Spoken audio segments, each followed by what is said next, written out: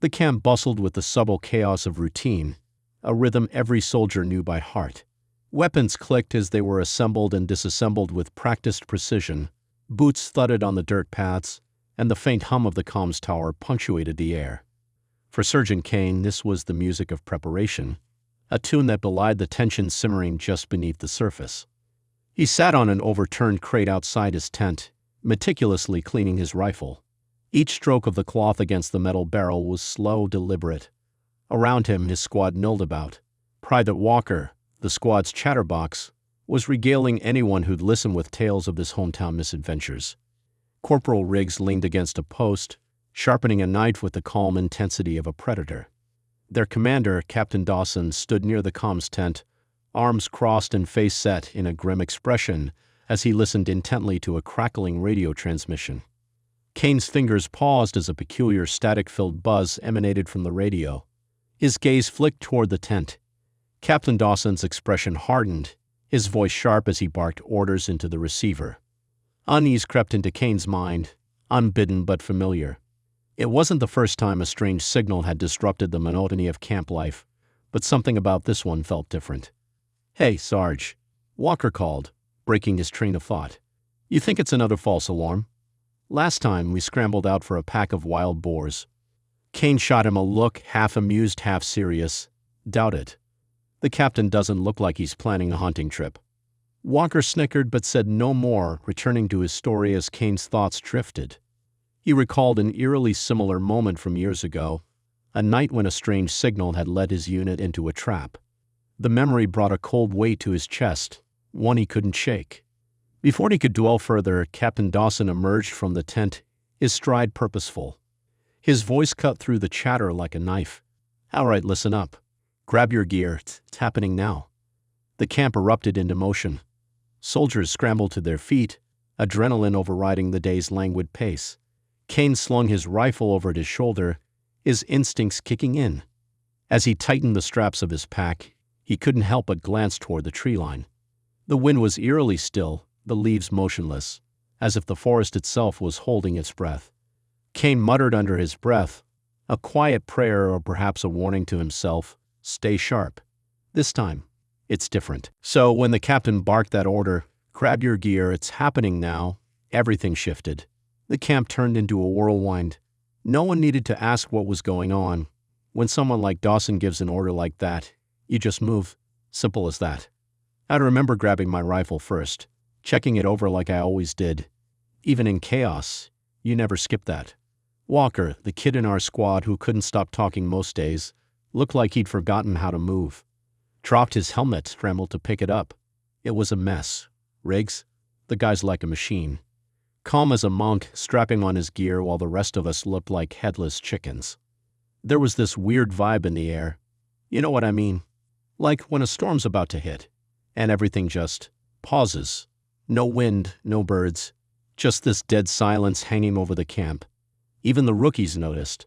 One muttered, "Why's it so quiet?" Like he expected an answer. None of us had one.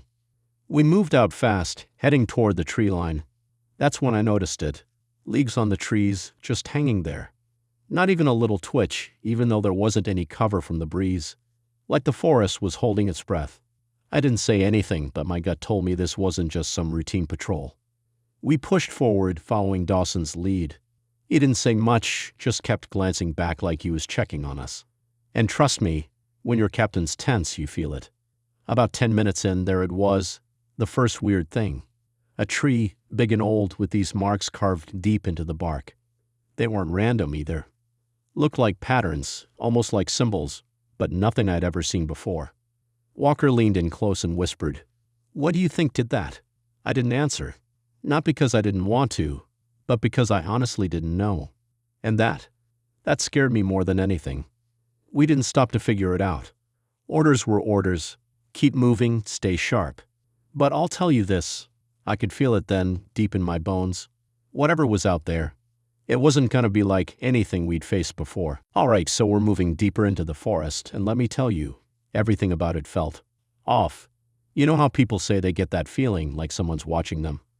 That's what it was like, but times 10. The kind of thing that makes the hairs on the back of your neck stand up. Nobody said it out loud, but you could see it in how we moved, more cautious, more careful. Dawson led the way, his eyes darting around like he was piecing together some puzzle only he could see. The rest of us stuck close, rifles ready, scanning the shadows between the trees. And those trees, they felt too tall, too dense, like they were pressing in on us. The whole place felt like it had been waiting for us to show up. Then we got our first taste of whatever it was we were dealing with. Riggs spotted it first. "Sarge," he called, his voice low, "you're gonna want to see this." We all circled around him, and there it was, a carcass, or, well, what was left of one. Looked like an animal at first, but the longer you stared, the less sense it made. The limbs were twisted, bent the wrong way. The skin, what little was left, was all torn up, but not like something had eaten it. More like it had been ripped apart just for the sake of it. And the worst part? The thing had parts that didn't belong, bits of bone and flesh that looked human. Walker backed up so fast, he nearly tripped over himself. "What the hell is that?" No one answered him. What could we say? We didn't know. Dawson gave the order to move out, and none of us argued.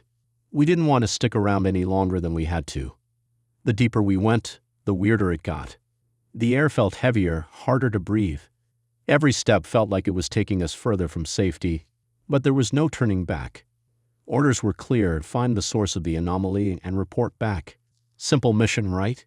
Yeah, not so much. Then we hit the clearing, and that's where we saw it. A mangled mess of metal and wires sticking out of the ground, like something had crash-landed there. It wasn't big, no spaceship or anything, but it didn't look man-made either. Parts of it shimmered, like it wasn't fully solid, like it didn't belong in our world. Should we call it in? Riggs asked, but Dawson shook his head. Not yet. We need more information. More information. Right. Because staring at the impossible wasn't enough. But Dawson was the boss, so we fanned out, keeping a perimeter around the thing while he got closer to check it out. I didn't like it. None of us did. But what choice did we have? That's when we heard it. A sound that didn't belong, coming from somewhere in the trees. Not an animal, not a machine, something in between. Low, guttural, almost like breathing, but too deep too. Wrong. Walker whispered, "What the hell is that?" And just like before, no one had an answer. We should have known that sound wasn't just there to spook us. It was a warning, or maybe a challenge. Either way, we didn't have long to think about it. The first shot cracked through the air, sharp and sudden, like lightning splitting the quiet. It wasn't one of ours. Riggs shouted, "Contact," and everything went straight to hell. You ever been in a real ambush? It's not like the movies, where everyone's yelling orders and ducking behind cover, all cool and controlled. It's chaos. Pure, raw chaos. Bullets ripped through the trees, splinters flying everywhere, and we couldn't see where the shots were coming from. Just flashes of movement in the shadows, too fast to lock onto. "Hold your ground," Dawson bellowed, and somehow his voice cut through the noise. We hunkered down, taking cover where we could, returning fire into the darkness. Problem was, we still couldn't see them, whoever or whatever them was. Riggs was crouched next to me, calm as ever, picking his shots like it was just another day at the range. "They're flanking us," he said, like it wasn't a big deal. Sure enough, a shadow darted to our right, fast and low. I swung my rifle around and fired, but it was gone before my finger had hit the trigger. Walker wasn't holding up so well. The kid was panicking, spraying bullets everywhere. "They're all around us. We're screwed." "Walker, focus." I shouted, but it was no use. The guy was in full meltdown mode. Can't blame him, really. Hell, I wanted to panic too. Then came the scream. Not Walker. Not any of us. One of the shadows. It got hit. Riggs had nailed it. And for the first time, we saw what we were up against. It wasn't human. At least, not anymore. Tall, lean, with limbs that bent wrong and eyes that glowed faintly in the dark. The thing let out this guttural wail, like it was more pissed than hurt, and then it dropped out of sight. "What the hell are those?" someone shouted. "Doesn't matter," Dawson snapped. "Keep firing." We held our ground as long as we could, but they just kept coming. Too fast, too many. Dawson gave the order to fall back, and let me tell you, retreating under fire is a special kind of nightmare. You're running for your life, but you have to keep turning around to shoot, hoping to buy just a few more seconds. By the time we regrouped at a defensible spot, a cluster of rocks at the edge of a ravine, we were down 2 soldiers. One got dragged into the trees before anyone could react. The other, well, we didn't have time to check. We were breathing hard, hands shaking as we reloaded and checked our gear. Dawson was already scanning the tree line, trying to figure out our next move. "Everyone's still alive, sound off," he barked. We all called out, except for Walker. The kid was sitting against a rock, holding his rifle like a lifeline, eyes wide and unblinking. I crouched next to him, gave his shoulder a shake. "Hey, you with me?" He nodded, but barely. "Sarge, what the hell were those things?" I didn't have an answer. None of us did. And the worst part, we could still hear them out there, circling, waiting. The forest wasn't quiet anymore. It was alive with sounds. Rustling leaves, snapping branches, low growls that didn't belong to any animal I'd ever heard. Dawson finally spoke, his voice low but steady. "They're not done with us yet. Stay sharp. We're not dying here." It wasn't exactly a pep talk, but it was enough. We tightened our grips on our rifles, eyes on the shadows, waiting for whatever came next. We sat there, backs against the rocks, breathing hard and trying to process what just happened. You could feel the weight of it. 2 hours gone, and we didn't even have time to grieve. The sounds in the forest told us we weren't safe yet. Those things were still out there, waiting for us to screw up. Walker was a mess. His hands wouldn't stop shaking, and he kept glancing over at his shoulder like something was about to grab him. I handed him my canteen.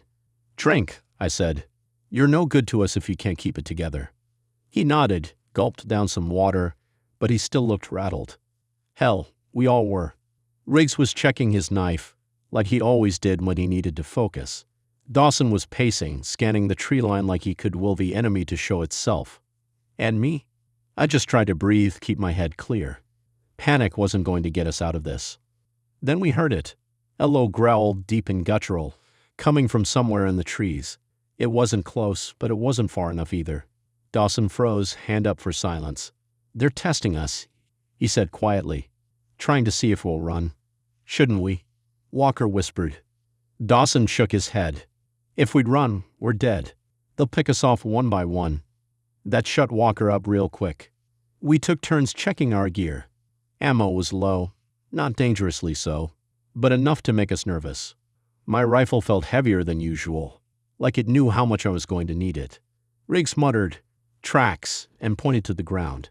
Sure enough, there were marks, deep, clawed impressions in the dirt, leading away from us. "They're circling," Dawson said. "Stalking." That's when we noticed something else. A couple of our supplies were missing. Walker's pack, Riggs's canteen, taken just like that, while we were sitting there trying to catch our breath. The realization hit like a punch to the gut. They weren't just hunting us, they were playing with us. "All right," Dawson said, his voice low and firm. "We keep moving. Stick together, stay alert. If they want to mess with us, fine. We'll show them why that's a bad idea." So we moved, slowly, carefully, eyes on the shadows. Every sound made us jump. A snapping twig, the rustle of leaves. It was exhausting being on edge like that, but we didn't have a choice. And the forest? It just kept getting weirder. The air felt thick, heavy, like we were walking through water. The trees had those same symbols carved into them, more of them now, like they were leading us somewhere. We didn't talk much, just whispered when we had to. Walker stayed close to me, his eyes darting around like he was expecting something to jump out at him. I didn't blame him. I felt it too. That sense that we were being watched hurted. Then we hit a clearing. In the middle of it was a pile of bones. Not human, at least not all of them. There were skulls that didn't match any animal I'd ever seen, and some of the bones looked wrong. Too long, too jagged, like they belonged to something that shouldn't exist. Walker let out a low whistle. "What the hell is this?" "Keep moving," Dawson said. "Don't stop." We did as we were told, but that pile stuck with me. It felt like a warning. Whatever these things were, they'd been here a long time, and they weren't just surviving, they were thriving. As the sun started to dip, Dawson called for us to set up camp. "We need rest," he said. "Can't keep going if we're dead on our feet." None of us liked it, but we didn't argue. We found a spot with decent cover, set up a perimeter, and settled in for the night. Riggs and I took first watch, sitting back to back with our rifles ready. "Think we'll make it out of this?" Riggs asked after a long silence.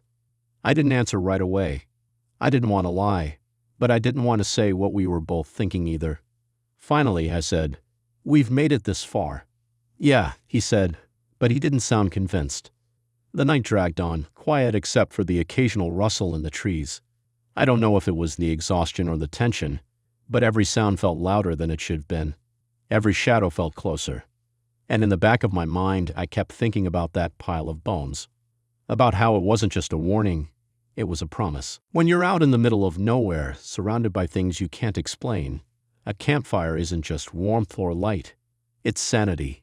That night, after we set up camp, we all crowded around the fire like it was the only thing keeping the darkness at bay. And maybe it was. Dawson kept his usual position, off to the side, watching, thinking. He wasn't the kind of guy who opened up unless he had to. Riggs was sharpening his knife again, the steady scrape of metal on stone somehow comforting. Walker was quieter than usual, which was probably for the best. The kid had been rattled all day. "All right," Dawson said finally, breaking the silence. "Let's talk." That got our attention. Dawson wasn't big on talking. If he wanted us to, it meant he had a reason. "Let's hear it," he continued, his eyes moving over each of us. "What do you think we're dealing with?" Riggs was the first to speak. "Not animals. Too smart, too organized.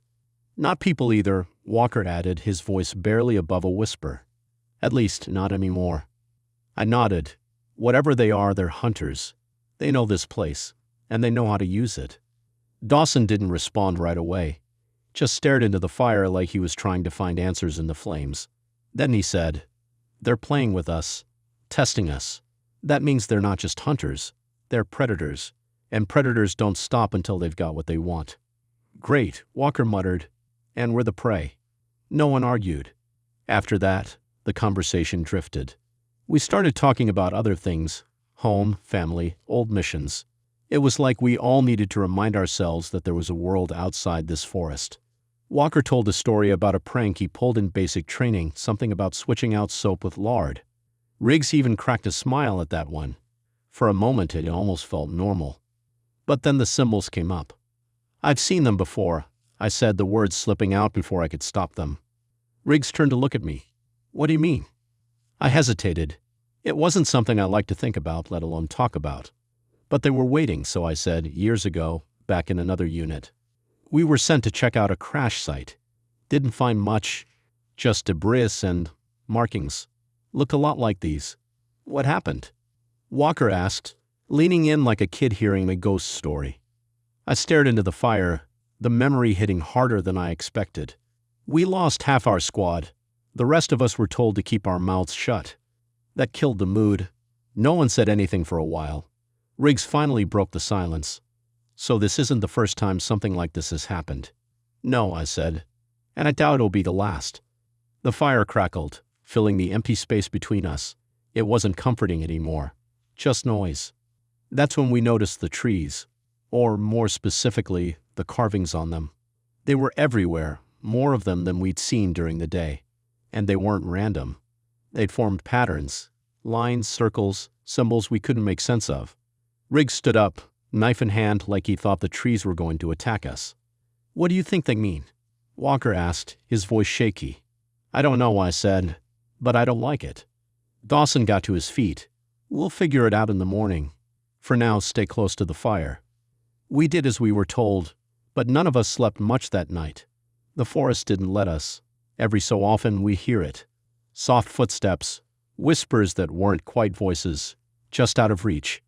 Riggs swore he saw something watching us, glowing eyes in the darkness, but when we checked, there was nothing there.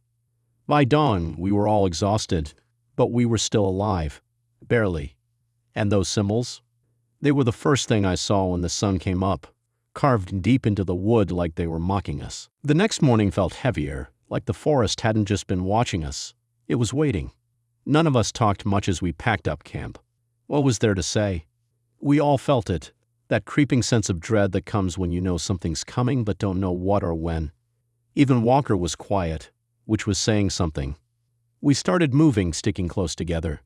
Dawson led as usual, scanning the tree line like he could burn holes into it with his eyes. Riggs and I stayed on the sides, watching for movement. Walker, he kept close to me, clutching his rifle like it was the only thing keeping him grounded. About an hour in, we found it, or maybe it found us. A body. Not one of ours, but not exactly one of theirs either.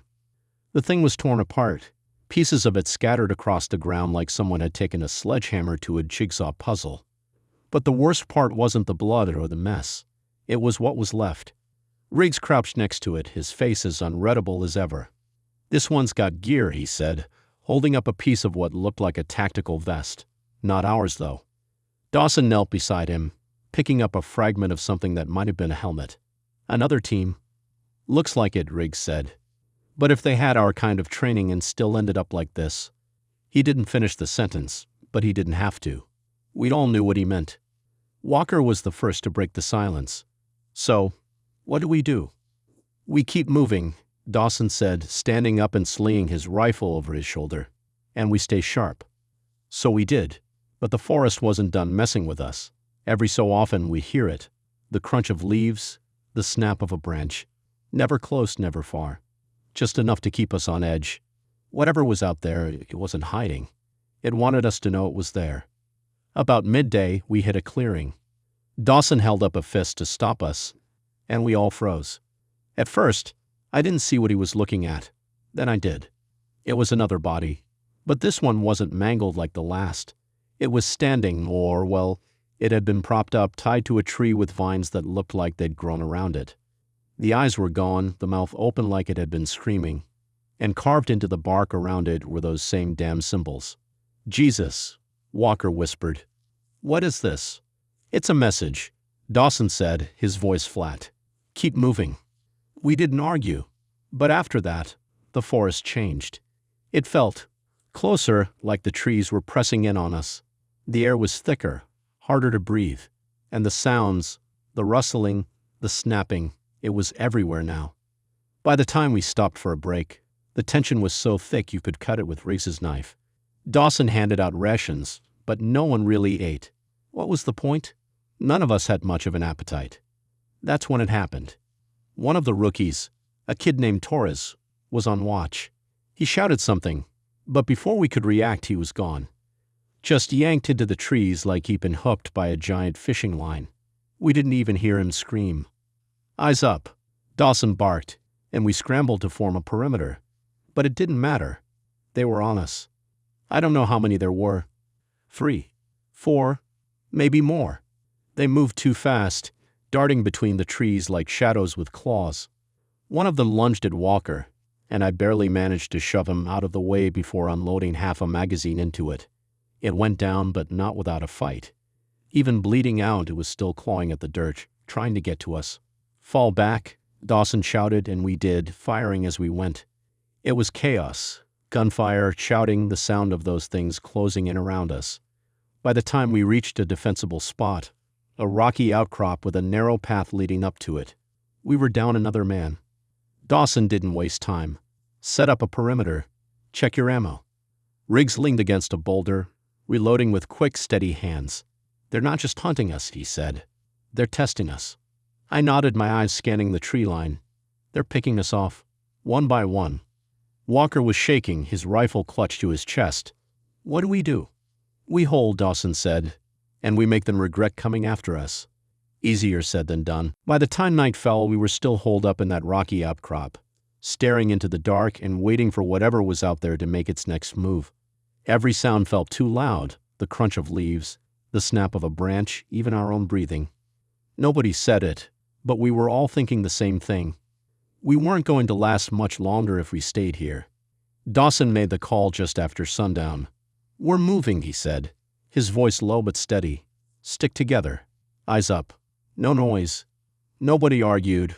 What else were we gonna do? Sit there and wait to get picked off?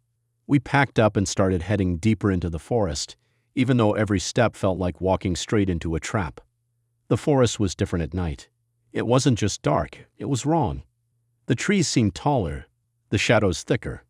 Even with the moonlight, you couldn't see more than a few feet ahead. And the air, it felt heavier, like the forest was pressing down on us. Riggs was the first to notice something was off. "Sarge," he said quietly, tapping my shoulder. "Check this out." He pointed to the ground, and I saw what he meant. Our footprints, they were there, but they weren't going in a straight line anymore. They looped, like we'd been walking in circles, even though we hadn't turned once. I stopped the group. "Dawson," I said, keeping my voice low, "we've got a problem." He came over, took one look, and frowned. "Compasses." We all pulled them out, but they were useless. The needles spun like they were drunk. Dawson muttered something under his breath, probably a curse, and then said, "We keep moving. Stay close. No one wanders off." Easier said than done. The deeper we went, the harder it got to stay together. The trees seemed to shift when you weren't looking, opening paths that weren't there a second ago or closing ones you just come from. A couple of times I swore I saw movement out of the corner of my eye, but when I turned to look, there was nothing. Then the hallucination started. It hit Walker first. He stopped dead in his tracks, staring at something only he could see. "No way," he whispered, shaking his head. "That's not possible." "Walker," I said, grabbing his shoulder. "What are you looking at?" "My dad," he said, his voice trembling. He's right there. He's calling me." "There's nothing there," I said firmly. "Keep moving." He snapped out of it, but he wasn't the same after that. Kept glancing over at his shoulder, like he was afraid his dad was following him. Riggs wasn't immune either. A little while later he muttered, "You hear that?" "Hear what?" I asked. "Screaming," he said. "Kids. It's faint, but it's there." I didn't hear anything, but his face told me he wasn't lying. He looked pale, his hand gripping his knife so tight his knuckles were white. "It's not real," I told him. "Whatever you think you're hearing, it's not real." He didn't respond, just nodded and kept walking. Even Dawson wasn't untouched. At one point he stopped and stared into the trees for a long time. I didn't ask what he saw. I didn't want to know. The worst part was I started seeing things too. Faces in the shadows. Voices whispering my name. At one point I thought I saw Torres, the rookie who got dragged into the trees, standing just ahead of us, waving like nothing had happened. But I knew better. Whatever was messing with us, it wasn't Torres. Eventually, we stumbled onto something that stopped us all in our tracks. A door. Not just any door, though. It was this huge steel thing, built right into the ground with a rusted keypad on the side. Dawson approached it cautiously, running his fingers along the edges. "A bunker," he said, almost to himself. Riggs frowned. "What's a bunker doing all the way out here?" "Same reason we are," Dawson said. "Whatever we're dealing with, it's connected to this." We didn't waste time. Dawson punched in a random sequence on the keypad, and by some miracle, the door creaked open. A stale, metallic smell wafted out, like the place hadn't been touched in years. Walker hesitated. "We're really going in there?" Dawson gave him a look. "You want to stay out here?" That shut him up. One by one, we descended into the bunker, our flashlights cutting through the darkness. The air was cold, damp, and filled with the hum of something electric. And the walls? They were covered in more of those symbols, painted in red this time, like someone had gone out of their way to make sure we couldn't miss them. We didn't know it yet, but stepping into that bunker was the point of no return. Whatever was waiting for us down there, it was worse than anything we'd seen in the forest. Stepping into that bunker felt like walking into another world. The air was heavy, stale, like it had been sealed up for decades. Our flashlights lit up the walls, and the first thing we noticed was the writing. Those symbols we've been seeing all over the forest, they were here too, painted in this dark, rusty red that made my skin crawl. It wasn't random either. They were organized, like they were telling a story we didn't have the key to. Anyone else getting a bad feeling about this? Walker muttered, his voice echoing in the narrow corridor. "Shut it," Dawson said, his tone sharp. "Stay focused." The place was a maze, long, narrow hallways that twisted and turned like they were designed to confuse. Every step we took seemed to amplify the silence. No wind, no animals, no outside world. Just the sound of our boots on the metal floor and the hum of old machinery somewhere deep inside. Riggs was in the lead, his knife ready, flashlight sweeping the path ahead. "This isn't abandoned," he said, his voice low. "Power's still running." He wasn't wrong. The dim glow of flickering lights lit up sections of the hallway, and every so often, we passed by something that was clearly operational. An old control panel, a set of blinking monitors. But it all looked off, broken but not quite, like it was alive in a way it shouldn't be. We kept moving until we hit a room. Big, open, with rows of desks covered in dust and old papers. Most of it was unreadable, faded diagrams, notes scrawled in shorthand. But one thing stood out. A folder sitting in the middle of a desk, pristine, like someone had left it there for us to find. Dawson picked it up and flipped through the pages. His face didn't change much, but I've known him long enough to recognize when something shakes him. "What is it?" I asked. He handed me the folder without a word. The first thing I saw was a title stamped across the top, Project Chimera. Below that were pictures, things I wish I could unsee. Creatures, hybrids, things that looked half human, half something else. Each one worse than the last. And then there were the reports, tests, experiments, all written in cold, clinical language like they weren't talking about living beings. "Jesus," Riggs muttered, looking over my shoulder. "They made them." "Made what?" Walker asked, his voice tight. "These things," I said, holding up the folder. "Whatever's out there, it didn't just show up. Someone made them." Dawson snapped his fingers, pulling us back, eyes up. "This place isn't safe." We didn't need to be told twice. We left the folder on the desk and kept moving deeper into the bunker. The further we went, the stranger it got. The walls started to change. Smooth metal gave way to something rougher, almost organic. And the hum we'd been hearing, it got louder, like it was coming from all around us. Then we found it. The lab. It was like stepping into a nightmare. Broken glass and overturned tables were everywhere, and the smell, it hit us like a punch to the gut. Rot, chemicals, something metallic. In the center of the room was a glass tube, shattered from the inside. Whatever had been in it was long gone, but the claw marks on the inside of the glass told us all we needed to know. Walker gagged, turning away. "What the hell happened here?"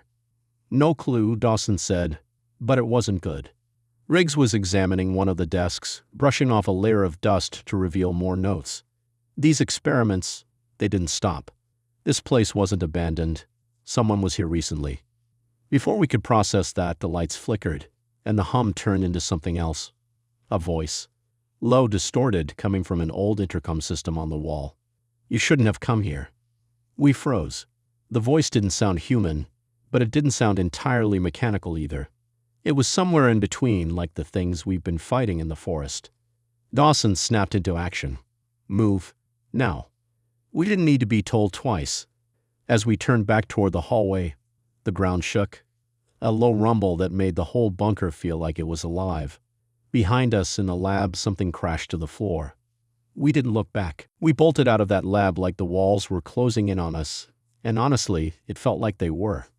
The ground kept trembling, that hum growing louder, deeper, like it was alive and angry we were there. None of us spoke. What can we even say? The only thing that mattered was getting out of that damned bunker. But of course, it wasn't going to be that easy. The hallway seemed longer than it had on the way in, twisting and turning in ways that didn't make sense. Every now and then we passed one of those flickering lights or a panel that sparked as we ran by. It felt like the whole place was falling apart. Walker tripped once, scrambling back to his feet with a curse. I pulled him up, whispering, "Keep moving," even though I felt like my legs were about to give out too. And then we heard it, footsteps, heavy and deliberate, echoing through the corridor. Whatever was making them wasn't trying to be quiet. It wanted us to hear. Left. Dawson barked, and we veered down another passage, but the footsteps followed faster now. "That's not one of those things, is it?" Walker panted, glancing over his shoulder. "No," Riggs said, his voice grim. "It's worse." We didn't stop until we hit a dead end. An old security door, rusted but still intact.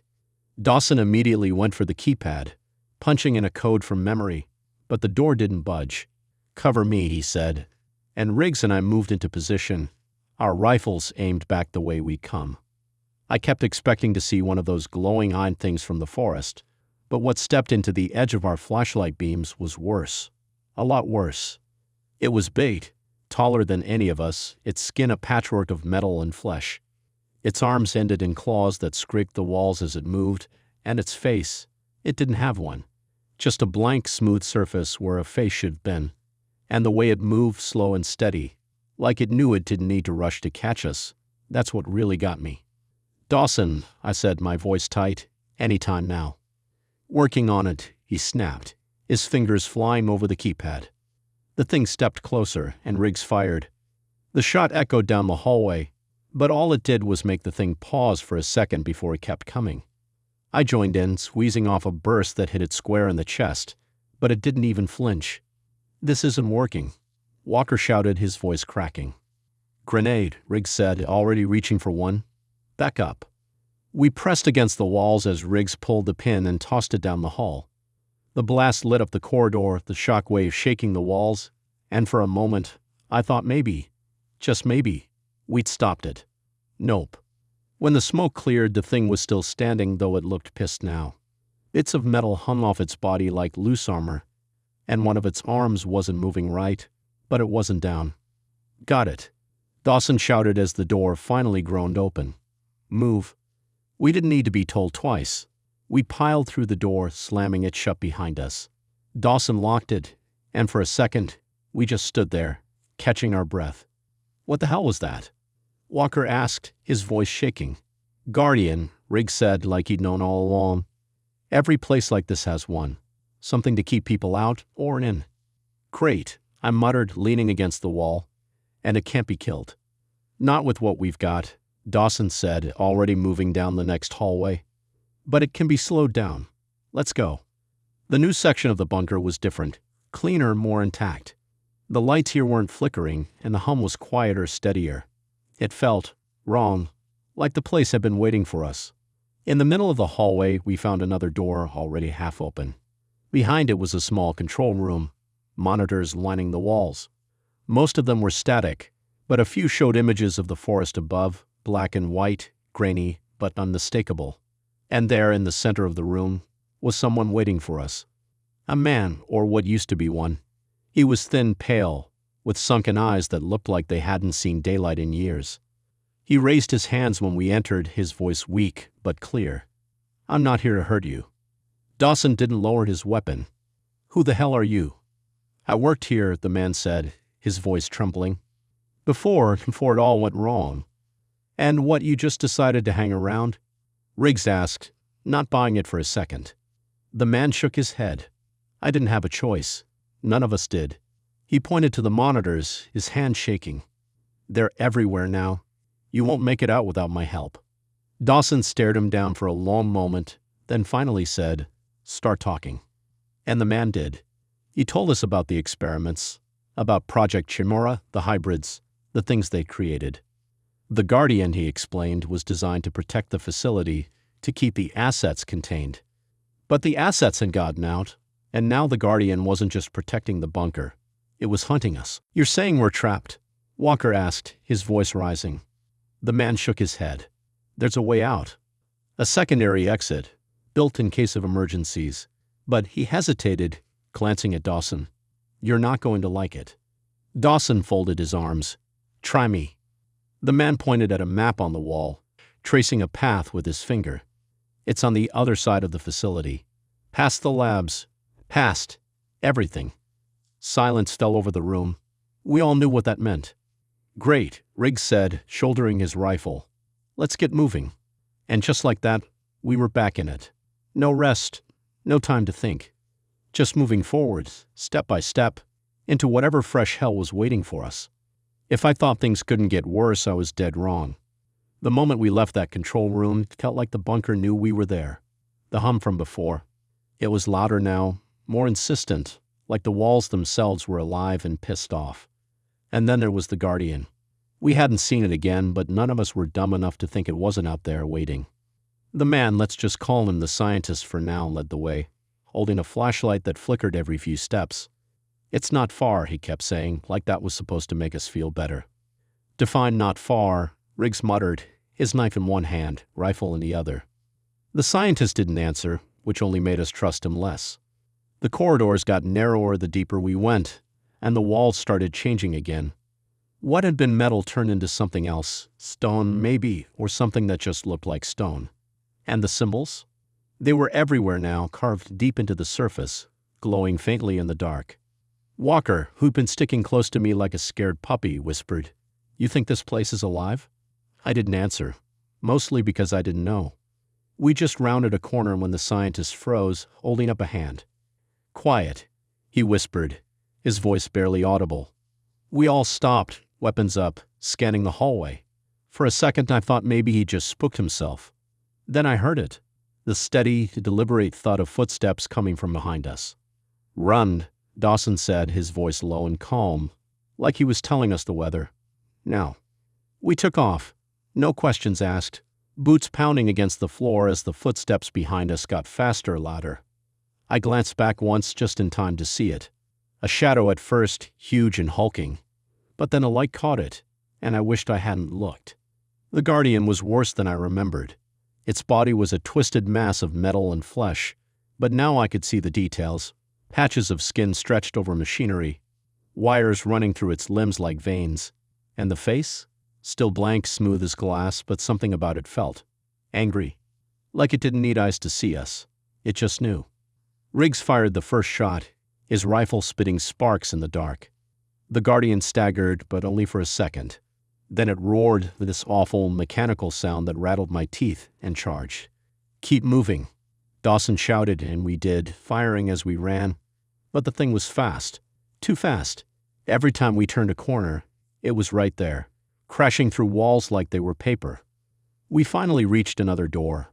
A big, heavy thing that looked like it hadn't been opened in years. The scientist started working on the keypad, his hands shaking so bad he could barely punch in the code. "Hurry up," Riggs snapped, unloading another burst at the Guardian. It didn't even slow down. "I'm trying," the scientist shouted, his voice cracking.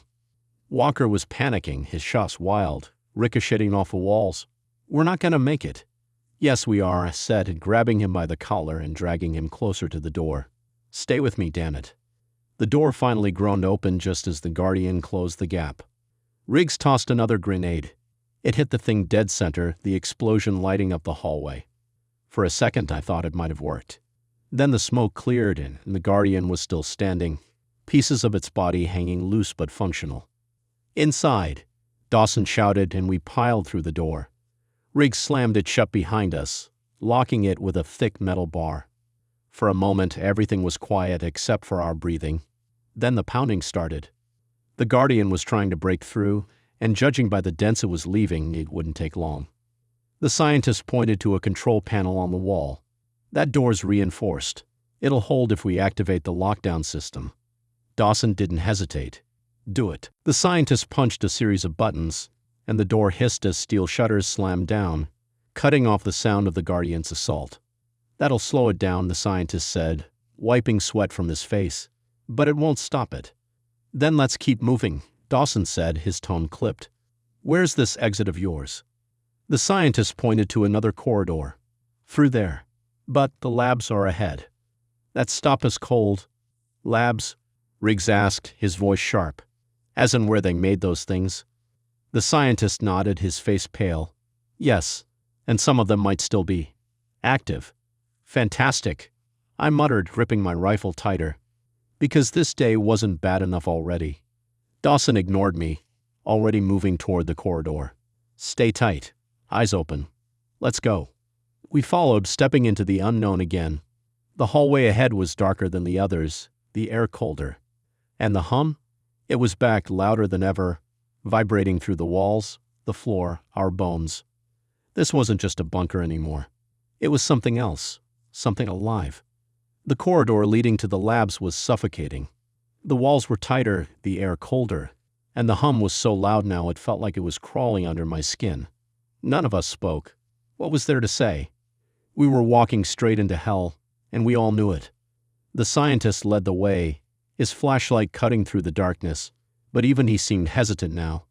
His earlier confidence was gone, replaced by quick, nervous glances over his shoulder.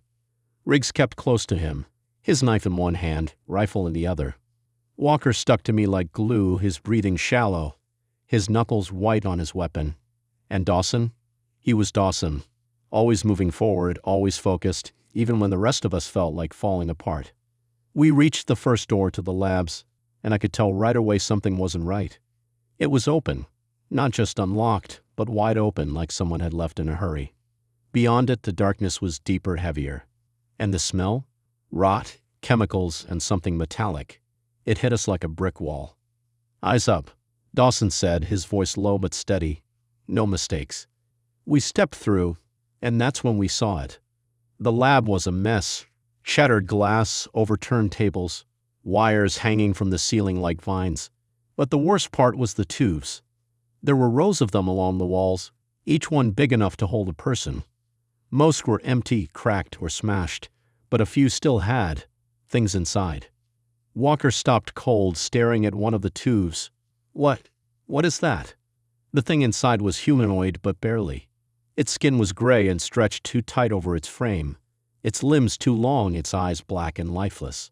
It didn't move, but the sight of it was enough to make my stomach churn. "Experiments," the scientist said, his voice shaking. "Failed ones." "Failed?" Riggs muttered, his knife twitching in his hand. "Define failed." The scientist didn't answer, which told us everything we needed to know. We moved deeper into the lab, stepping over debris and trying not to look too closely at the things around us. The hum was louder here, vibrating through the floor, making it hard to think straight. And then, just as we reached the center of the room, it stopped. Silence. The kind that makes your heart race because you know it's the calm before the storm. That's when we heard it. A low, guttural growl coming from somewhere in the shadows. Riggs spun around, his flashlight sweeping the room, but there was nothing there. "Keep moving," Dawson said, his voice tight. "We're sitting ducks here."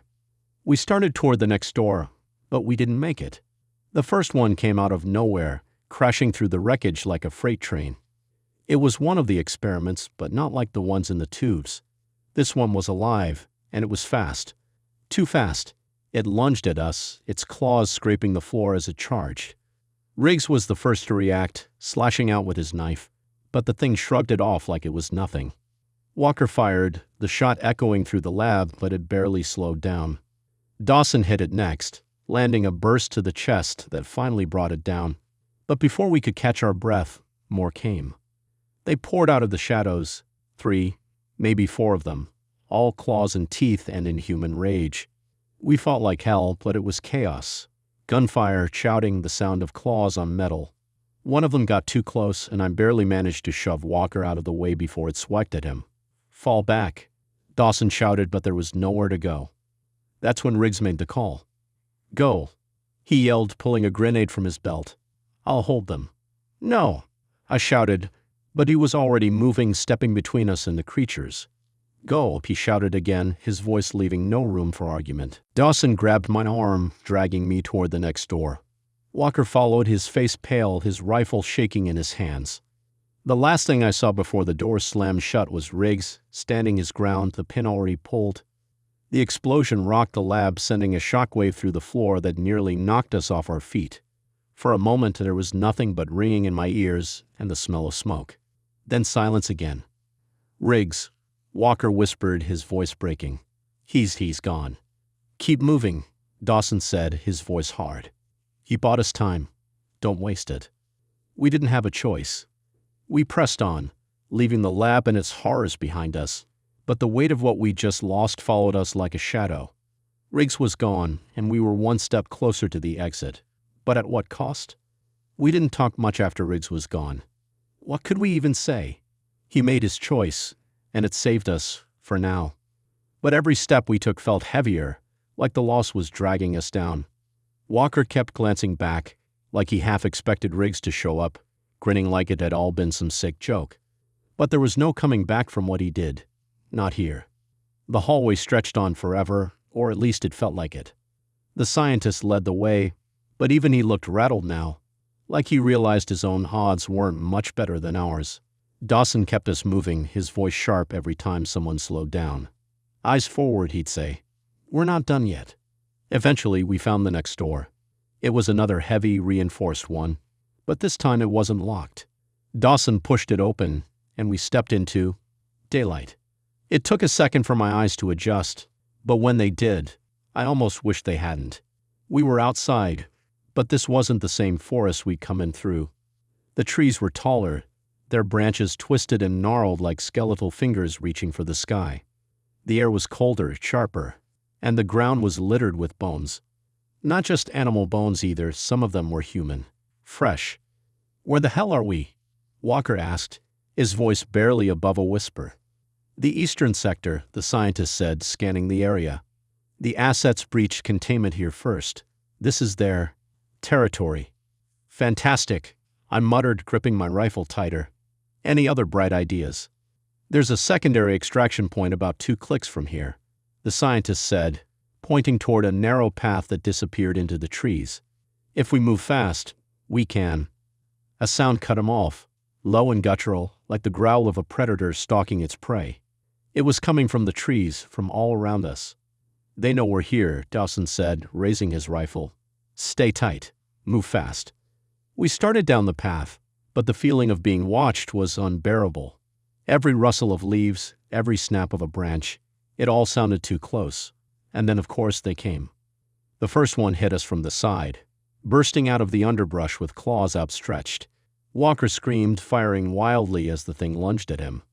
Dawson took it down with a clean shot to the head, but the noise brought more. They came from every direction, those twisted, inhuman things that didn't belong in any natural world.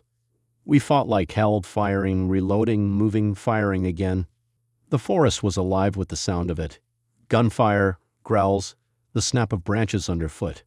Walker went down at one point, pinned by one of the creatures, but I got to him just in time, emptying half a magazine into the thing's back. "Get up," I shouted, hauling him to his feet. "Move." We pushed forward, the path narrowing, the creatures closing in. Dawson was shouting orders, the scientist was yelling something about sticking to the trail, and all I could think was that we weren't going to make it. And then I saw it. A tree. Not just any tree, though. This one was massive, ancient, with carvings all over its trunk. The symbols were familiar, but there was something different about them. They glowed faintly, like they were alive, pulsing in time with the hum that had followed us out of the bunker. "What the hell is that?" Walker asked, his voice shaking. "I don't know," I said, my eyes fixed on the carvings. "But I think it's important." We didn't have time to figure it out. The creatures were still coming, and Dawson made the call. "Move. Now."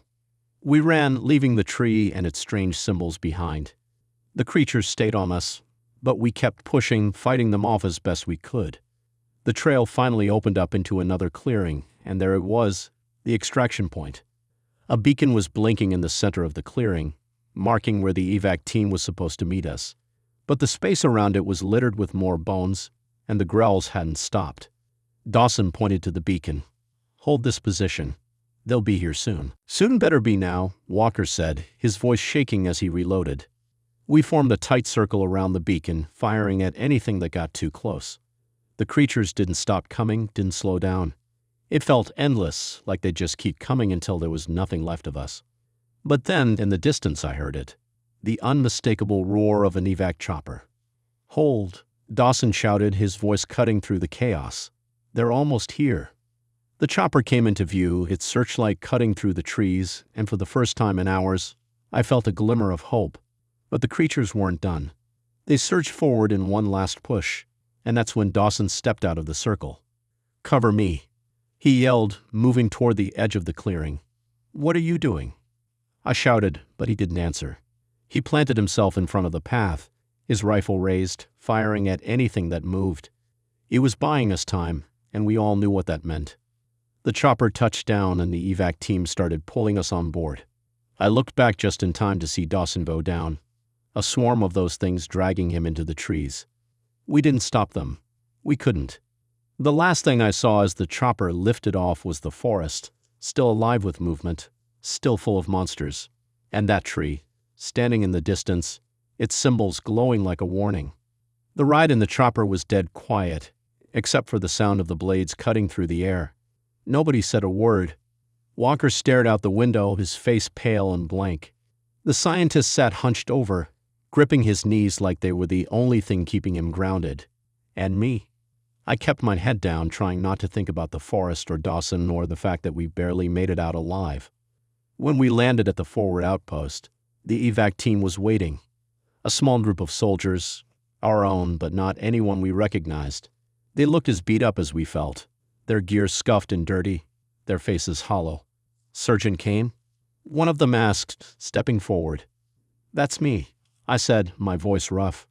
"Come with us," he said. "We've got orders to debrief you." Walker looked at me like he wanted me to tell them to shove it. I didn't. Orders were orders, and at this point I was too tired to argue. They led us into a makeshift tent, the kind you throw up in a hurry when you don't plan on staying long. Inside, a man in a clean uniform sat behind a table, flanked by 2 more soldiers. He didn't look like he'd seen much action. His boots were too clean, and his face didn't have the lines of someone who'd spent years out here. The kind of guy who made decisions from a desk. "Sergeant," he said, nodding at me. "I'm Major Colburn. Have a seat." I sat, but I didn't relax. Something about this felt off. Walker and the scientist stood behind me, both of them looking just as uneasy. "We've been monitoring your situation," Colburn said, folding his hands on the table. "You've been through quite an ordeal." "Yeah," I said, my tone flat. "You could call it that." He smiled, but it didn't reach his eyes. "I'd like to hear about it. From the beginning." I glanced at Walker, who gave me a barely there shrug. So I told him. Everything. The forest, the bunker, the Guardian, the labs, every messed up detail. Colburn didn't interrupt, just nodded occasionally and made notes on a tablet. When I finished, he sat back in his chair, his expression unreadable. "That's quite the story," he said finally. "It's not a story," I snapped. "It happened." "I believe you," he said, but I didn't buy it. "And you're sure there are no other survivors?" "Dawson's gone," I said, my jaw tight. "Riggs too." Colburn nodded, then looked at the scientist. "And you? Anything to add?" The scientist shook his head. "No, they've said it all." For a moment, Colburn just stared at him, and I swear the air in the tent got colder. Then he stood, smoothing out his uniform. "Thank you for your cooperation, Sergeant. You and your team will be transported to a secure location for further evaluation." "Evaluation?" Walker asked, stepping forward. "What the hell does that mean?" Colburn didn't answer. He just nodded to the soldiers at the door. "Escort them to the transport." 2 soldiers stepped forward, their rifles at the ready. That's when it hit me. They weren't asking us to leave. They were ordering it. "Wait a second," I said, standing up. "Where's the rest of my unit? Where's command?" Colburn smiled that cold, empty smile again. "Your mission is classified. You'll be briefed further at the secure location." I opened my mouth to argue, but one look at the soldiers' faces told me it wouldn't end well. These weren't our guys. Not really. Something about the way they stood, the way they held their rifles, it didn't feel right. Walker leaned in close. "What do we do?" he whispered. "Play alone," I whispered back. "For now." We followed the soldiers out of the tent and into a waiting truck. The whole time I kept my eyes on the other unit, trying to piece together what didn't add up. Their gear was standard issue, but worn in ways that didn't match up with what they were saying. Their movements were too precise, too deliberate, like they weren't just grunts. They were something else. As the truck started moving, I caught a glimpse of the forest in the distance, its twisted trees rising like jagged teeth against the sky. For a second, I thought I saw something, movement in the shadows too big to be an animal. But it was gone before I could get a good look. Walker sat beside me, his hands clenched into fists. "This isn't right," he muttered. "I know," I said. "Just keep your head down. We'll figure it out." But deep down, I wasn't so sure. Something about this whole setup felt wrong, and I couldn't shake the feeling that we just traded one nightmare for another. The truck ride felt like it lasted forever. Nobody talked. Walker sat next to me, his shoulders tense, gripping his rifle even though the other soldiers had told us to stand down. The scientist, who had been jittery since the bunker, now looked downright catatonic. He stared at the floor, muttering something under his breath, like a prayer or a mantra. The unit that escorted us didn't say much either. They weren't the friendly type, not even a glance in our direction. Everything about them screamed professional, but not in the way you'd want. It wasn't the kind of professionalism you see in soldiers looking out for their own. It was colder, clinical. When the truck finally stopped, the guy sitting across from me tapped his helmet. "Out. Now." We stepped out into what looked like another forest clearing, But this one was different. For starters, there was no sign of the twisted, nightmarish trees we'd seen before. These ones looked normal, or at least close enough to pass for it. And in the middle of the clearing stood a beacon, tall, metallic, with a blinking blue light at the top.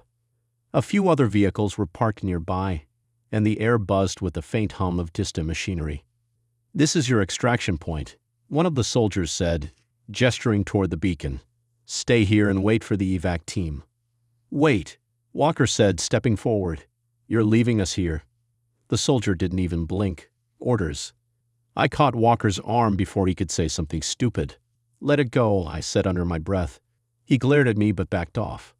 The other unit climbed back into their vehicles without another word. Within minutes, they were gone, leaving us alone in the clearing. Well, mostly alone. "What now?" Walker asked, pacing back and forth like a caged animal. "We wait," I said, scanning the tree line. Something about this place felt off. Too quiet. Too clean. The scientist finally spoke, his voice barely above a whisper. "They're not coming." I turned to him. "What?" "The evac team," he said, shaking his head. "They're not coming. This isn't an extraction point. It's a trap." Walker froze. "What the hell are you talking about?" The scientist gestured toward the beacon. "That thing isn't for rescue. It's for containment." I stared at the beacon, my gut twisting. It made sense in a sick, twisted way. Why send a team into a hot zone when you can just lure the survivors into one spot and keep them there? "We need to leave," Walker said, already moving toward the tree line. "Hold up," I said, grabbing his arm. "If this is a trap, we can't just walk out of here. They'll be watching." "Then what do we do?" he snapped. I didn't have an answer, not yet. But I didn't get much time to think. That's when we heard it. The same guttural growl we'd heard in the forest, but this time it was closer. Walker's face went pale. "No way. Not again." "They're here," the scientist whispered, his voice trembling.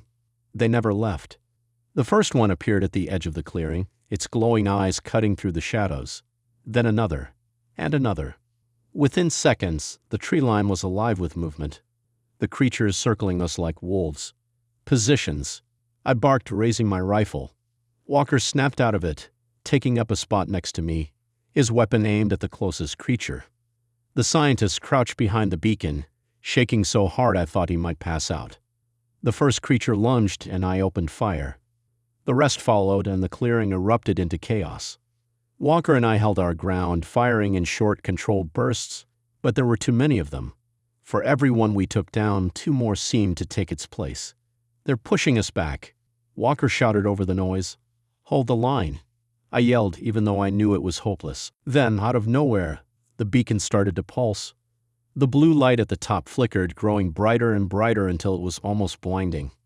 The creatures hesitated, their growls turning into high-pitched whines. And then, they started to retreat. "What the hell?" Walker muttered, lowering his weapon. The scientist stood, his face lit by the pulsing light. "It's a containment signal," he said, almost in awe. "They're programmed to avoid it." "For how long?" I asked, my rifle still aimed at the tree line. The scientist didn't answer, but the look on his face said it all. "Not long enough." "We need a plan," Walker said, his voice urgent. "If this thing fails—" "It will fail," the scientist interrupted. "It's not designed to last. We need to get out of here before it collapses." "And go where?" I asked. "They'll be waiting for us." The scientist opened his mouth to respond, but before he could, the beacon let out a sharp crack, and the light dimmed. The creatures at the edge of the clearing growled, their hesitation fading. "Move," I shouted, grabbing Walker and dragging him toward the tree line. The scientist followed, stumbling over his own feet as we ran. Behind us, the beacon sputtered, the light flickering once before going out completely. And then the forest came alive again. Running into the forest again felt like diving headfirst into a nightmare we couldn't wake up from. The creatures were right on our heels, their growls and snarls echoing through the trees, louder and closer with every step. I didn't look back. I didn't have to. You could feel them gaining on us, like the air itself was closing in. Walker was breathing hard, stumbling over roots and rocks as we ran. "Where the hell are we even going?" he yelled, his voice breaking. "Anywhere but here." I shouted back, my eyes darting for any sign of cover. The scientist, surprisingly, was keeping pace. "There's a ridge," he gasped, pointing ahead. "If we can get to higher ground, we might be able to hold them off." It wasn't much of a plan, but it was all we had. The forest was a blur as we pushed forward, the sounds of the creatures getting closer, the ground beneath our boots uneven and treacherous. My lungs burned, my legs felt like lead. But I didn't stop. None of us did. We couldn't. We hit the ridge just as the first of them burst through the trees behind us. It was pure adrenaline that got us up there, scrambling over rocks and roots, dragging each other along when one of us stumbled. When we reached the top, we turned, rifles up, ready to make our stand. There were too many of them. Dozens, maybe more, their glowing eyes cutting through the darkness as they surrounded the base of the ridge. They moved like a pack, coordinated and relentless, closing in like they knew they had us cornered. Walker's hands were shaking as he reloaded. "We're not getting out of this, are we?" "Not if you keep talking," I snapped, slamming a fresh mag into my rifle. "Focus." The first one lunged up the ridge, claws scraping against the rock. I fired, the shot hitting it square in the chest, but another took its place, and then another. Walker and I unloaded everything we had, trying to keep them back, but it was like trying to hold back a flood with a bucket. "Grenades!" I yelled. Walker fumbled for one, pulled the pin, and tossed it into the thick of them. The explosion lit up the forest, the shockwave knocking some of them back, but it barely made a dent in their numbers. "We can't hold them," Walker shouted, panic creeping into his voice. "We don't have a choice," I barked back. The scientist, huddled behind a boulder, was frantically messing with something in his pack. "Buy me a minute," he shouted. "For what?" I yelled, firing at another creature that had gotten too close. He didn't answer, just kept working. Walker and I did what we could, but they were climbing faster now, getting closer, their growls turning into roars. One of them lunged at Walker, and I barely managed to pull him out of the way before it swiped at his chest. "Hold the line," I shouted, even though I knew we couldn't. And then, just when I thought we were done, the scientist stood up, holding some kind of device. "Get down," he screamed. I didn't think, just grabbed Walker and hit the ground. The scientist pressed something on the device, and a deafening pulse ripped through the air. The creatures froze, their movements jerky and unnatural, like they were fighting against something they couldn't see. "What the hell did you do?" I asked, my ears still ringing. "It's a disruption signal," he said, his voice shaking. "It'll overload their systems, but it won't last long." "How long?" Walker asked, scrambling to his feet. "Minutes, maybe less." "That's not enough time," I said, pulling him up. "It's all we've got." The scientist snapped. "There's a cave system at the base of the ridge. If we can get there." "Lead the way," I said, shoving him forward. We ran again, the creatures twitching and jerking as they tried to recover from the signal. It wasn't much of a head start, but it was better than nothing. The cave was barely visible in the dark, a jagged hole in the rock, but we didn't hesitate. We dove inside, scrambling into the narrow passageway just as the creatures started moving again. The cave was tight, the walls pressing in on us as we crawled deeper. The sound of the creatures outside was deafening, their claws scraping against the rock as they tried to force their way in. Walker was breathing hard, his hands trembling as he reloaded his rifle. The scientist was a mess, muttering under his breath about the signal and the odds of survival. I didn't care about any of that. All I cared about was holding the line, keeping those things out for as long as I could. I took up a position at the entrance, my rifle aimed at the dark shapes moving just beyond the light. "We're not dying here," I said, more to myself than anyone else. And then the first one came through. When the first one came through, I didn't think. I just fired. The shot echoed through the cave, the muzzle flash lighting up the creature's twisted face for a split second before it hit the ground. But that was the easy part. More of them followed, crawling and clawing their way inside like they didn't care how tight the space was. "Hold them off," I shouted, my voice raw as I reloaded. Walker was at my side, his rifle rattling as he fired into the mass of glowing eyes and gnashing teeth. "How many of these things are there?" he yelled, panic in his voice. "Too many." I snapped back. "Just keep shooting." Behind us, the scientist was digging through his pack again, muttering to himself like he was the only person in the room. "The signal, it needs more time." I can recalibrate, but what? I barked, ducking as one of the creature's claws swiped too close. It might blow, he said, holding up the device like it was a holy relic. If I overload it, it'll create an electromagnetic pulse big enough to knock them all out. But it could collapse the cave. Do it, Walker shouted without hesitation. No, I said, firing another burst at the entrance. Not yet. We can hold them off, just give me time. Time, like we had any to spare. The creatures kept coming, and we kept firing, every shot pushing us closer to the edge. I could feel my arms getting heavier, my aim slipping. Walker was breathing like he just run a marathon, his face pale under the flickering light. Then, just as it felt like we couldn't hold out any longer, the noise stopped. Not the gunfire, and that was us. The creatures. They froze, their heads tilting like they were listening to something we couldn't hear.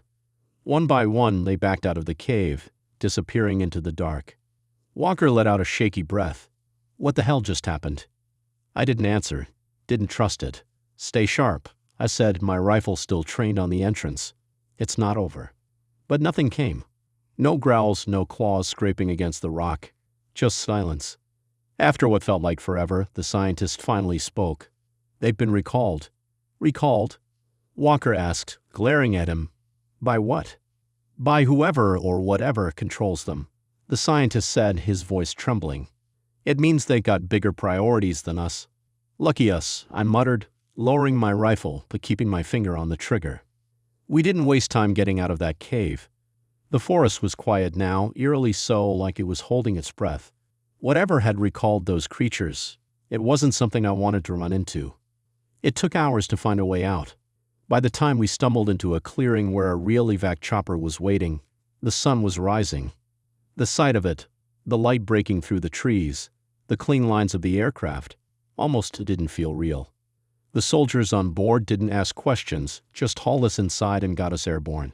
I don't remember much of the flight, just the hum of the engines and the distant look in Walker's eyes. We didn't talk. What was there to say? The debrief happened at a secure facility. Concrete walls, fluorescent lights, the kind of place where secrets go to die. A man in a suit sat across from me, his face blank, his questions precise. Sergeant Kane, he began, tapping a pen against his clipboard. Tell us everything.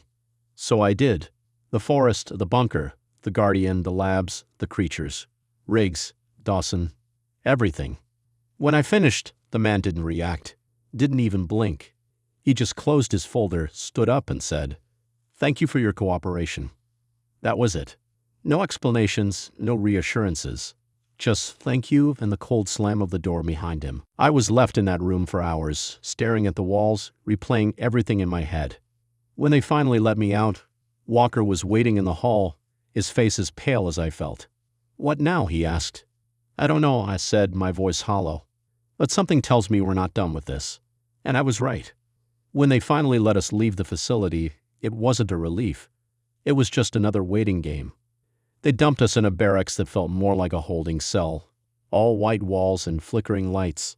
Walker and I sat in silence for what felt like hours, each of us lost in our own heads. The scientist was nowhere to be seen, and honestly, I wasn't sure if that was a good thing or not. The air felt heavy, like the weight of everything we'd been through was finally catching up to us. Walker broke the silence first, his voice low and shaky. "You think they'll let us go?" I didn't answer right away. I didn't know what to say. Instead, I leaned back, staring at the ceiling. "Depends on what they think we know." "And what do we know?" he asked, his eyes hollow. "Too much," I said. "Not enough." He didn't push after that. Just sat there, his leg bouncing like he couldn't sit still. I couldn't blame him. My hands were shaking too, though I tried to hide it. They finally called me into another room. A smaller one this time, with a single chair and a table. The guy sitting across from me was different from the first one. Younger, colder. He didn't bother with introductions. "Sergeant Kane," he said, folding his hands on the table. "Let's talk about what happened." I kept my face blank. "I've already told you everything." "Tell me again," he said, his tone sharp. "From the beginning." So I did. Again. Every detail, every decision, every second of that hell we'd lived through. But this time, I left something out. The tree. The one with the glowing symbols. Something about it felt too important, Too dangerous to share with these people. So I kept it to myself. When I finished, the guy leaned back in his chair, his eyes narrowing. "You're lucky to be alive." I didn't respond. What was I supposed to say?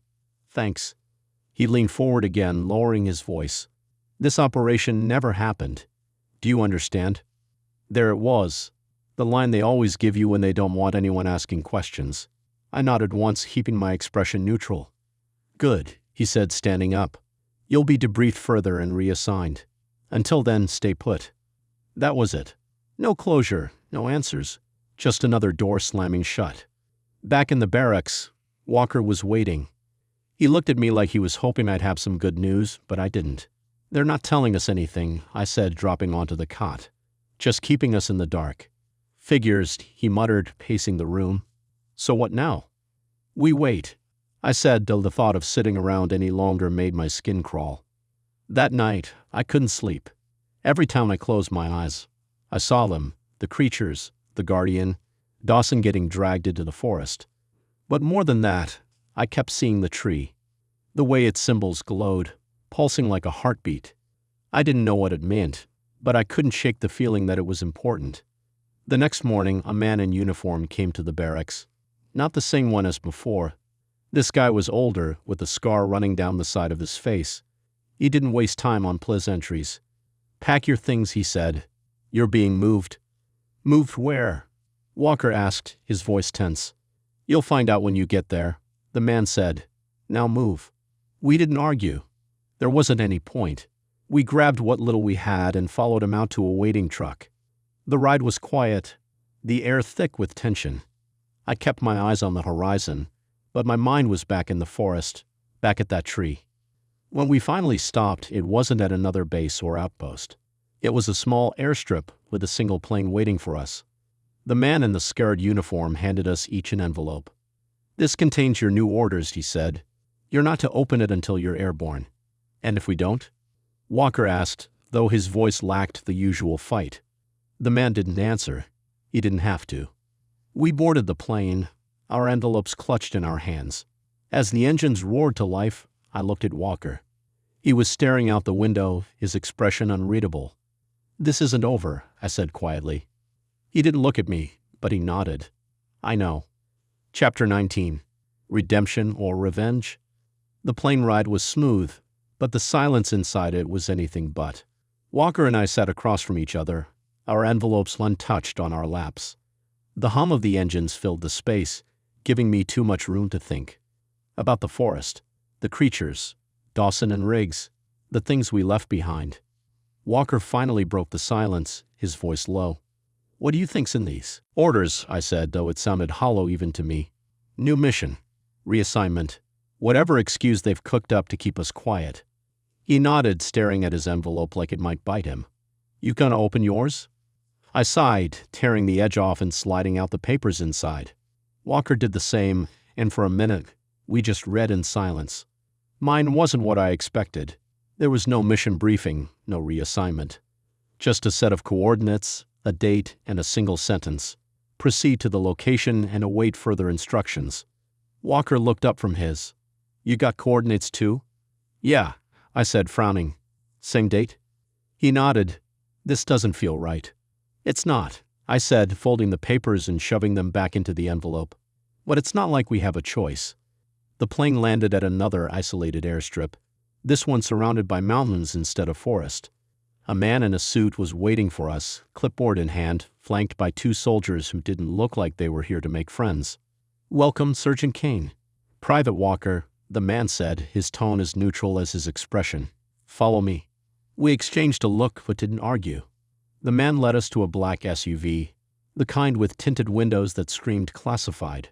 We climbed in and the drive began, another stretch of silence, broken only by the crunch of gravel under the tires.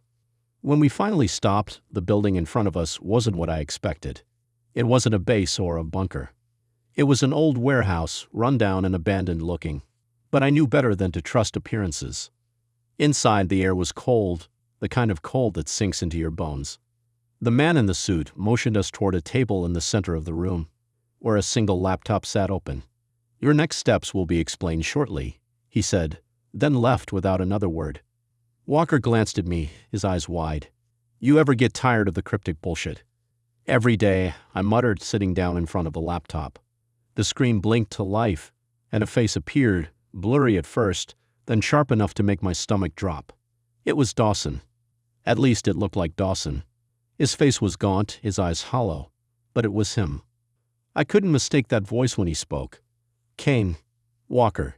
If you're seeing this, then you've made it out.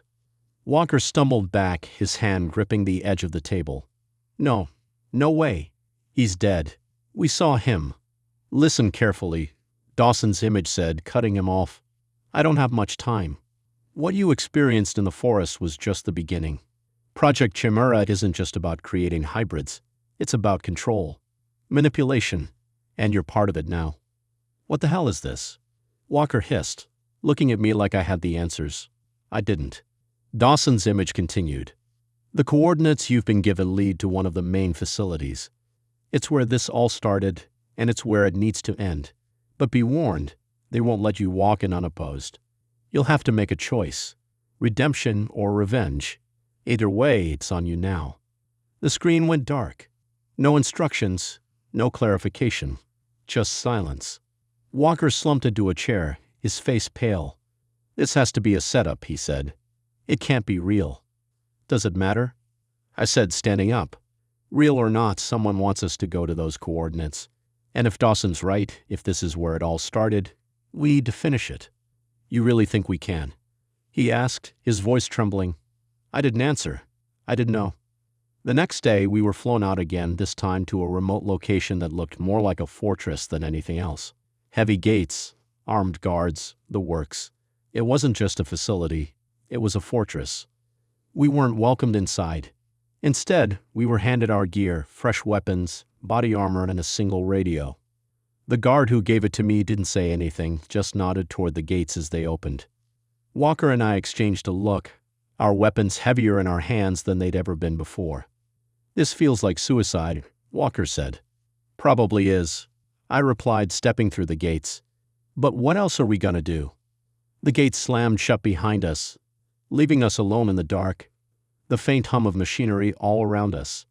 Ahead was the facility, and inside it, answers, or death, maybe both. Walking into that facility was like stepping into the belly of a beast. The air felt heavy, thick with the hum of machines running somewhere deep below. The walls were clean, sterile, and lit with cold fluorescent lights that buzzed faintly.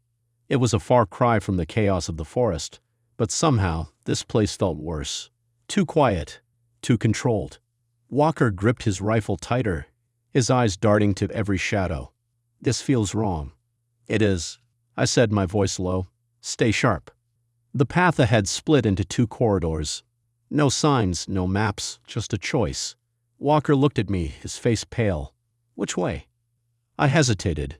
Every instinct I had was screaming that both options were bad. Left, I said finally, though it wasn't much more than a guess. We moved cautiously, our footsteps echoing on the polished floors. The corridor opened into a large room, its walls lined with monitors and control panels. In the center stood something that looked like a containment pod, glass and metal, with tubes snaking out of it like veins. Inside was something. A figure, humanoid but warped, its body twisted in ways that didn't make sense. Walker took a step back, his voice shaking. What the hell is that? Chimera, a voice said, cutting through the air like a blade. We spun around, rifles up, and there he was, the scientist. Not our scientist, though. This one was older, colder, his lab coat pristine, his eyes sharp and calculating. You've made it further than most, he said, his tone calm, almost amused. I suppose that deserves some recognition. Who are you? I asked, keeping my rifle trained on him. I'm the one who started this, he said simply. And I'm the one who will finish it. You mean end it? Walker said, his voice hard. The scientist chuckled. End it? No. You misunderstand. Project Chimera isn't a failure. It's the future. Evolution. Tell that to the people it killed, I snapped. They were necessary sacrifices, he said, his tone dismissive. The creatures you faced in the forest were prototypes, primitive, flawed. What the one you see before you? He gestured to the pod. This is perfection. A being that transcends humanity, built to survive in a world that's constantly changing. Walker raised his rifle. "You're insane." "Perhaps," the scientist said, unfazed. "But insanity and genius often walk hand in hand." Before either of us could respond, alarms blared, red lights flashing across the room. The pod hissed, steam venting from its edges. The figure inside began to stir, its eyes, if you could call them that, glowing faintly. "What did you do?" I yelled, turning to the scientist. "Me," he said, smirking. "Nothing. It seems our guest is ready to wake up." The glass shattered, and the thing inside stepped out. It was taller than us, its limbs elongated, its skin pale and translucent. But its movements were deliberate, precise, like it was fully aware of what it was and what it could do. Walker fired first, the shot echoing through the room. The creature moved faster than I thought possible, dodging the bullet and closing the gap between us in a heartbeat. I shoved Walker out of the way, firing a burst that barely slowed it down. "Run!" I shouted, grabbing Walker by the arm and dragging him toward the exit. "What about him?" Walker asked, glancing back at the scientist. I didn't bother. The scientist didn't run. He just stood there, smiling, as the creature turned its attention to him. Whatever he thought he was to it, he was wrong. It tore through him like paper. His scream cut short as it turned back toward us. We bolted down the corridor, the creature's footsteps pounding behind us. It wasn't just fast. It was relentless, its movements calculated, like it was hunting us for sport. "This way," I shouted, pulling Walker into another room. It was filled with equipment, glowing consoles, and a map of the facility on one wall. My eyes locked onto a label, "Main Reactor." "If we can overload the reactor," I said, catching my breath, "we can take this whole place down." Walker stared at me like I'd lost my mind. "And us with it?" "Got a better idea?" He didn't. We worked fast, pulling wires, flipping switches, doing whatever we could to push the reactor to its limit. The lights flickered, the hum of the machinery growing louder and more erratic. "Warning! Reactor overload imminent," a synthetic voice announced over the speakers. The creature burst into the room, its glowing eyes locked onto us. Walker fired, hitting it square in the chest, but it barely flinched. It lunged, and I barely managed to shove Walker out of the way before it slammed into me, knocking the rifle from my hands. "Go," I shouted, grappling with the creature. "Get out of here." "I'm not leaving you," Walker yelled. "Now," I roared, struggling to keep the thing's claws away from my throat. Walker hesitated, then ran, his footsteps fading as the creature overpowered me. I thought that was it, that this was where it ended. But just as it reared back for the final blow, the reactor let out a deafening roar, the lights flashing bright enough to blind me. The explosion ripped through the room, throwing me back. Everything went white, then black. I woke up in a field, the sun warm on my face. Walker was leaning over me, his face smudged with soot and blood. "You're alive," he said, his voice shaky. "Barely," I muttered, sitting up. The facility was gone, just a smoldering crater where it had been. Walker helped me to my feet. "You think it's over?" I looked at the horizon, at the forest in the distance, its twisted trees still standing like silent witnesses. "No," I said, "but it's a start." We walked away, leaving the wreckage behind. But I knew deep down that the legacy of Chimera wasn't done with us. Not yet.